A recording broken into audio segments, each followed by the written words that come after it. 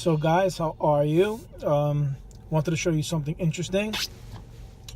Like I say, I always come across things, and when I do come across things that I think are interesting, I will share them. This is a marked bill. It's a marked bill, but not done professionally, which makes sense because I'm out here, I guess, kind of on collection.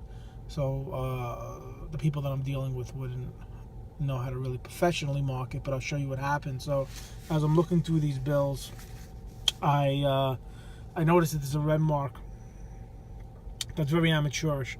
Sometimes I'll get bills that have marks in them. You may even see in your own money, you'll have things that are written on the bill, or maybe there'll be a mark, a pencil mark. These two bills had these red marks on them in the same spot, and that's kind of what caught my eye. Now these are different bills. And then as I was kind of flipping through the bill, the minute I saw that, and the minute I saw that I had two bills that were the same, I decided to explore the bill further. And then what I noticed with the bill is both of these bills, when I was looking through them, because I look at the front and the back, there's a green mark on the back, and if you don't look hard enough, you may think that that fits in, but it doesn't. That mark doesn't belong there, and I'll show you in a second. But then, as I was looking through the bill, the eye, somebody put a hole through the eye, and that's fine. And it's the same thing with this bill. Somebody put a hole through the eye. It's in the exact same place in the exact same green mark. These aren't on these bills. This isn't part of the bill. Here is the same bill without that green mark. And that's just a very...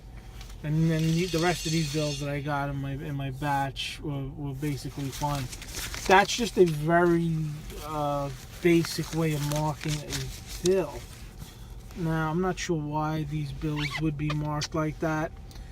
And it's in a, usually if there's a mark on the bill, it's so slight that you would actually need a magnifying glass to see the bill marked.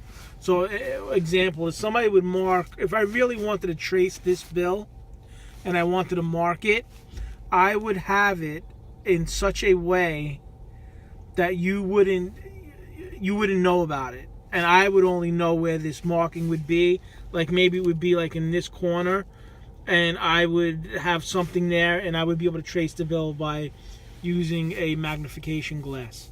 It wouldn't be that obvious that I do something like this. That's real street, I guess, is the best way to put it. That's real.